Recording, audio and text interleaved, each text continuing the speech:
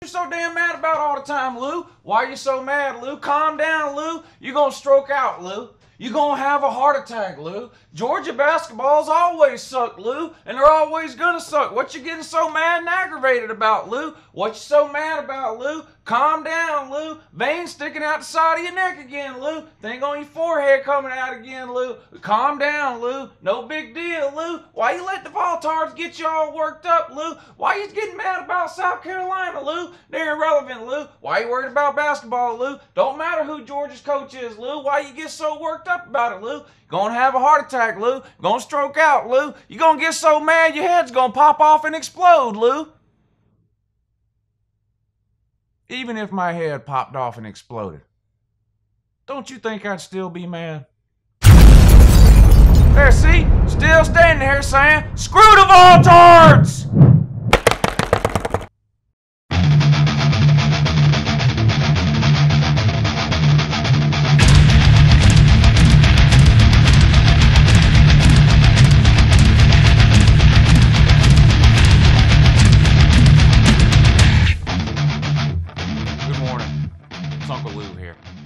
Yeah, that's right. It's me, Uncle Lou, live for you on YouTube today. Yeah, thanks for watching. I really appreciate it also. And two, I'm doing something totally different today. This isn't like the videos that I normally do. There's not going to be any yelling or screaming. There's not going to be any trashing other teams or anything like that. I'm doing something I rarely ever do here. I actually looked up some stats and information this morning. I rarely do this. You guys that have been watching me for a while know that most of what I say, most of my opinions, most of what I talk about here on YouTube come from instinct and just watching a lot of games. I don't study game film. I don't study stats or things like that. I usually just go off the cuff. And those are going to be the majority of the videos I do. Those are the videos I enjoy doing for stats and information and X's and O's type stuff and play breakdowns. There's plenty of other places to get that kind of thing other than here on YouTube. And there's people that honestly just do it a lot better than I do. But I'm making an exception today. Not only did I study a bunch of stats and information and stuff from last season on this particular topic, I even wrote them down, which is something I never do. The only thing I ever write down for my videos is when I do my top 25 or top 10 list during the season. I write down the order of my top 10 so I don't have to memorize it when I do the video. Other than that, I just hit record and start talking, and whatever comes out, comes out. But I felt like in order to do this video the right way, I really needed to look into some of this stuff. And then to help me remember it, I wrote some of this stuff down because, like I said, I'm not a stats guy. I'm not an X's and O's guy.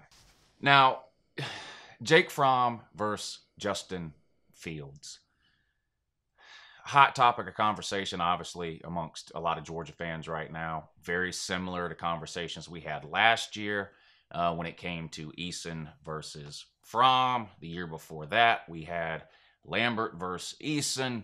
This has been going on for a while. Georgia, of course, last year was the 4th year in a row Georgia has played a first-year starter and a one-year starter only at quarterback, going back to Hudson Mason in, 2014, 2015, we had Lambert, 2016, we had Eason, 2017, we had Fromm. We signed Justin Fields, who, by all accounts, the #1 quarterback in America. Some people have it as Trevor Lawrence. Some people have it as Justin Fields. But in any case, a very highly rated 5-star quarterback showing up in Athens right after the best season Georgia's had in, since 1982. And there's a lot of conversation, a lot of debate, a lot of discussion around the Fromm versus Fields argument, if you want to call it that. The reason I think this is totally different, in my opinion, than what we had last year with Eason and Fromm. Eason and Fromm are both drop-back, pro-style pocket passers. Yes, Fromm is a little bit more mobile than Eason. Eason, honestly, is kind of like a statue. He's got all the arm talent in the world, but when it comes to moving around the pocket or running, the guy just doesn't have it. Fromm does have some mobility.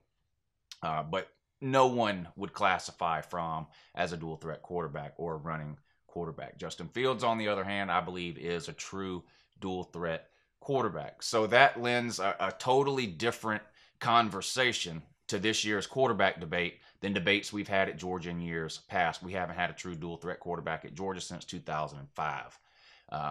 So it's been a long, long time. A lot of fans have been wanting a dual threat quarterback in Athens since 2005, really. We've had some good pocket passing, pro-style quarterbacks come through. Aaron Murray, Matthew Stafford come to mind. But, of course, we never won a national title or an SEC title with either of those two quarterbacks. Stafford never even won the East. Aaron Murray did win the East, losing to Alabama in the SEC title game. But a lot of fans have been craving a dual threat quarterback for a long time, and here comes Justin Fields. I'm a big fan of Justin Fields. I think he's a true dual threat quarterback. And if you've been following me for a while, you know that you may think I'm not a fan of dual threat quarterbacks, and that's not necessarily the case. And let me explain. I don't think there are actually that many dual threat quarterbacks walking planet Earth.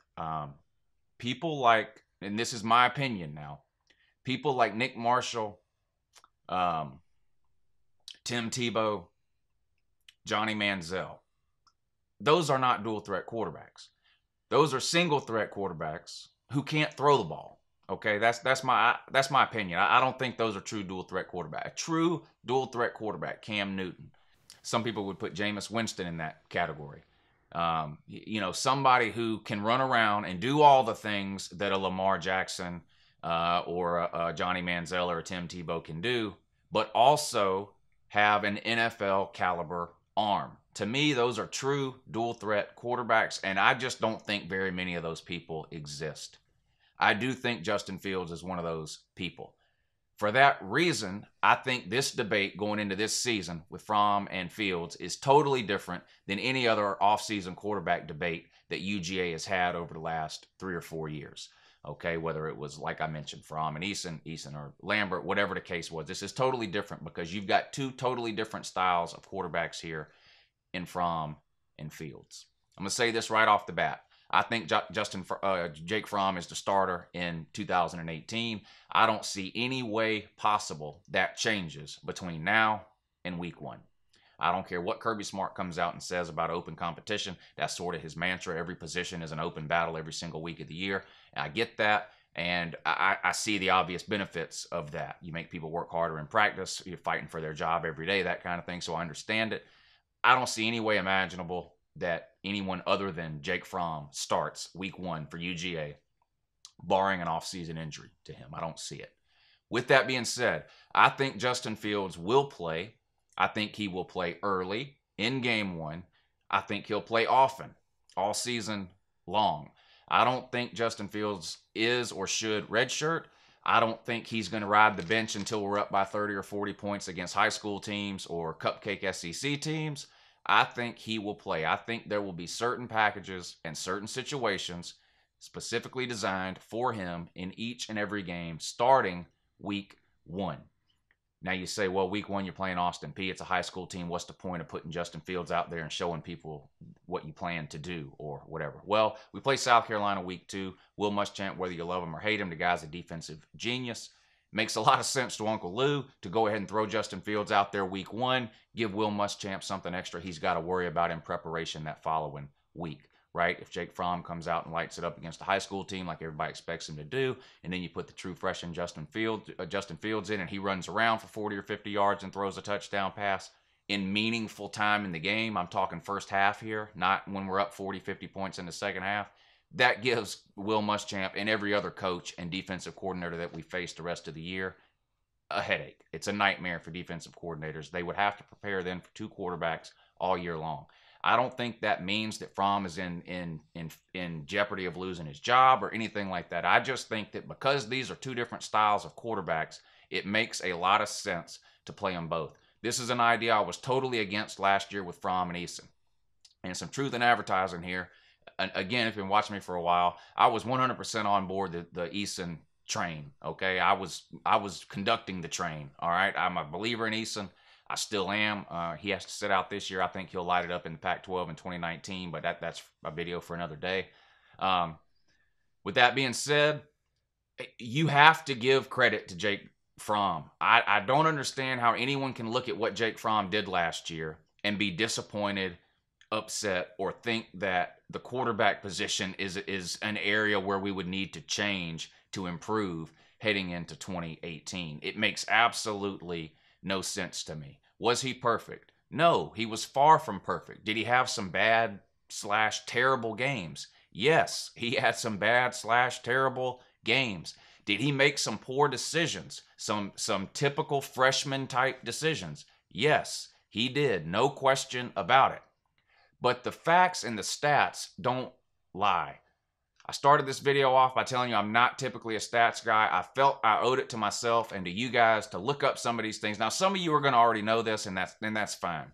I had to look this up to get a better idea, really, of where I stood with this issue of Fromm versus Fields. And the more I looked in to Jake Fromm's freshman season, the more of a believer I am now that it would be absolutely ridiculous to think that anyone other than Jake Fromm is the UGA quarterback for the foreseeable future. Starting quarterback for the foreseeable future. Again, I 100%, I love Fields. I love what he brings. I love what he can do. I do think he'll play. A lot of fans are wanting to start Justin Fields, and I'm going to go through some stuff here, and if this doesn't change your mind, then your mind can't be changed. That's just the way it is. If you hear what I'm about to tell you and you still think that Justin Fields should be the starter at Georgia next year instead of Jake Fromm, then I just don't know what to tell you. 62% completion percentage. Now again, these are true freshman numbers. 62% completion percentage. That was 4th in the SEC. 2,615 yards passing. 5th in the SEC. 24 touchdowns. 3rd in the SEC. 7 interceptions. So a 24-7 touchdown to interception ratio. QB rating, 160.1. 3rd in the SEC. So he's 3rd, 4th, and 5th in every major passing category in the SEC as a true freshman. The most improvement takes place from year 1 to year 2. You have to figure all of these numbers are getting better year 2. Now, again, and people want to compare him to other freshmen that have played quarterback at UGA. So I went and looked up those numbers, and here they are. You want to compare those numbers to Eason, who also played an almost identical season in terms of games played to Fromm. Fromm didn't start the first game, but he played in the first game and then started every other game. Eason didn't start in the first game, but he played, and then he, of course, the rest of the season. Eason's numbers compared to Fromm freshman season. Again, Fromm, total yards, 2615. Eason, 2430. Completion percentage, Eason, 55%. Fromm, 62%.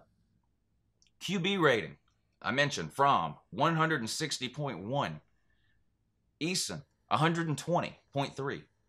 Touchdown to interceptions, Fromm 24-7. Eason 16-8. So Eason threw 8 less touchdown passes, but 1 more interception. You want to look at people say Aaron Murray, right? Widely considered to be the greatest UGA quarterback of all time. Okay. Now, he didn't play as a true freshman. He redshirted, okay? So what we're looking at here is actually his 2nd year in the system, but his 1st year playing. And we'll compare these numbers again to Fromm. Completion percentage for Aaron Murray in 2010, his redshirt freshman season, 61%. That's amazing. That's great. But again, Fromm was 62. Okay? Now, he threw for way more yards, but we were a passing team back then. We didn't have Todd Gurley or Keith Marshall or Nick Chubb or Sony Michel or Elijah Holyfield or Brian Herrien or Zamir White or James. We didn't have that back then. Okay? So we were a throwing team. He threw for more yards than Fromm. So give credit where it's due. He threw for 3,049. Fromm threw for 2,615. Fromm also obviously played in more games because of the playoff and the championship game. Touchdowns to interceptions, almost identical. They each had 24 touchdowns. Fromm, 7 interceptions. Murray, true freshman year, 8 interceptions. So almost identical there. A rating, again, from 160.1. Aaron Murray, largely considered the greatest UGA quarterback of all time. True freshman season, quarterback rating, 154. So Fromm has the edge in percentage. Fromm has the edge in touchdown to interceptions. Fromm has the percentage in QBR. Murray has the edge in yards, total yards. I mean, I wrote down some of these other guys. I mean, no matter who you want to look at. Lambert was a 9th-year senior, the only year he played at UGA. Okay? 1,900 yards, 12 touchdowns, 2 interceptions. So he did a great job taking care of the ball, which you would expect from a 9th-year senior. But the rest of the numbers are in the toilet, really, for Lambert. Hudson Mason, 2,168 yards as a senior. Less yards than Fromm. 21 touchdowns, 4 interceptions, a 155 rating. I just don't understand how you can look at these numbers and come to any other conclusion other than Fromm is the starting quarterback for UGA in 2018. Like I said, I was on the Eason bandwagon. My mind has been changed. Fromm had a great freshman year by any standard, by any measurement you want to look at. You want to look at team record, he had a great year. You want to look at passing yards, he had a great year. You want to look at yards per attempt. He was top 2 or 3 in the SEC at 9-point-something yards per attempt. You want to look at touchdown to interception ratio, top 3 in the SEC. QB rating, 160.1. You want to see how his numbers compare to what most people would consider to be the other great passers in the SEC. Okay, we'll start with the Missouri quarterback, Locke. Now, Missouri throws the ball 80% of the time, okay? Locke had 44 touchdowns and 13 interceptions. Fromm, 24-7. Obviously, Locke's going to have a lot more touchdown passes. Shermer from Vanderbilt. I know what you're saying. Well, it's Vanderbilt, but Shermer was on everybody's list of top 4 or 5 quarterbacks in the SEC last year. 26 touchdowns, 10 interceptions. Close to where Fromm was. Stidbaloney at Auburn. People think this guy's the greatest thing since sliced bread, especially the Barner fan, right? He was winning the Heisman last year, according to them. Now he's winning it again this year. He'll be the only guy in history to win the Heisman 2 years in a row without ever winning it once. But anyway, Stidbaloney, 18 touchdowns, 6 interceptions. This guy's a junior. Again, Fromm, 24 touchdowns, 7 interceptions. Stidbaloney, 18-6. And Auburn had a running game almost as good as Georgia's with Cam Petaway and Kerryon Johnson. I mean, these are NFL running backs they had. And Auburn had a way better offensive line than UGA had. So that's the closest of any name on this list. Team-wise, that's the closest comparison to UGA. And Stidbaloney was 18-6. Fromm, 24-7. Jake Bentley at South Carolina been around a couple of years already. Considered a great quarterback. A little undersized, but considered, like I said, a top 4 or 5 quarterback in the SEC. 18 touchdowns, 12 interceptions for Bentley. Fromm beats everybody on this list except for Locke, who throws the ball 50, 60 times a game on your TDs. Quarterback rating. The only one of these guys that had a higher rating than Fromm was Locke. And he's the best quarterback in the SEC, hands down, bar none. He'd start at any school in the SEC. He had a 165 rating, Fromm 160. Stidbaloney, a 151 rating. Shermer, a 137 rating. Bentley, a 130 rating. I mean, whatever you want to look at. I mean, the stats just don't lie. The guy at Fromm is an elite college quarterback, okay? Or has everything. Or it looks like he's gonna be, okay? Like I said, did he have some bad/terrible games last year? 100%. 100%. Are there some UGA fans who think Jake Fromm walks on water because he hit a home run in the Little League World Series and has a picture on Instagram holding a bass with his shirt off? Yes. Is that completely and utterly ridiculous? Yes, it is. Are there some UGA fans who think Jake Fromm played good against Tennessee just because we won 41-0, even though he was 7 of 15 passing for 84 yards? Yes. Is that completely ridiculous? Yes, it is. It's also completely ridiculous not to look at Jake Fromm's season from beginning to end and not see that he obviously got better from the beginning of the season to the end, and by the end of the season, he was one of the best 2 or 3 quarterbacks in the SEC, period, as a true freshman. There is no denying that.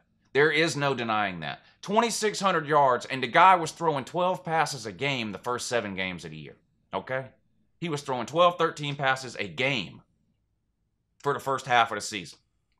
The last 4 or 5 games, coaches opened up the playbook a little bit. Again, these are all things that you would completely expect from a true freshman quarterback. Limited offense first half of the year. Conservative. Don't want him to turn the ball over. Don't want him to make mistakes. Don't want him to take a lot of chances. Limit his passing, right? I got frustrated with it during the season last year, and I talked about it on video, but it turns out, what do you know? The coaches actually knew what they were doing, okay? I don't see how you can look at what he did last year and wonder who the starting quarterback is going to be for UGA, okay?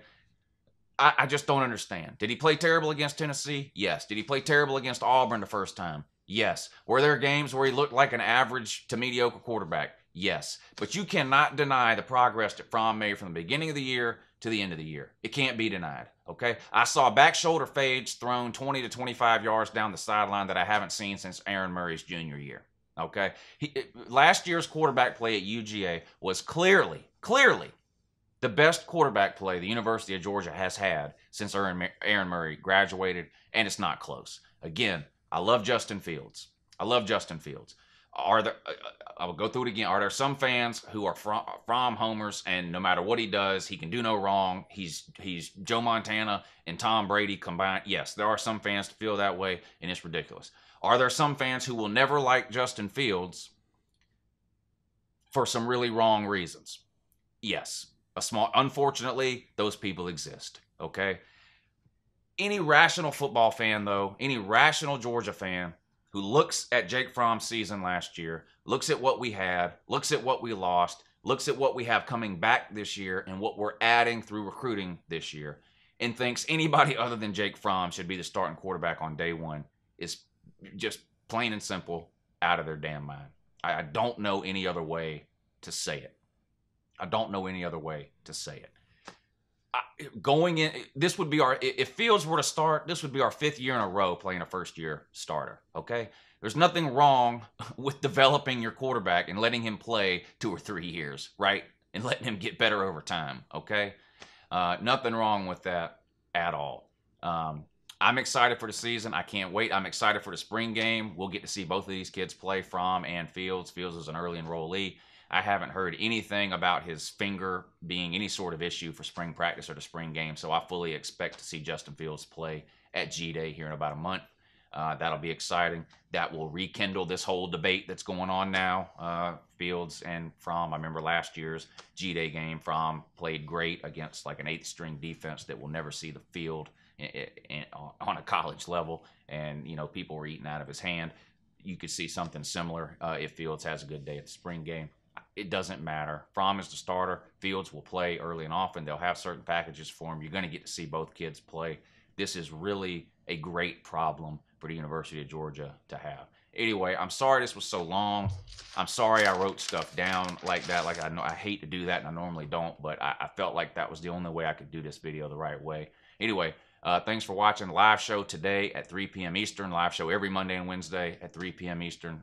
Call-in show. You can call in, argue with me, tell me why I'm wrong about Fromm and Fields, talk about your team, whoever that might be, or just troll me or whatever. But anyway, thanks for watching. Y'all have a great morning, and I'll talk to y'all next time. Go Dogs!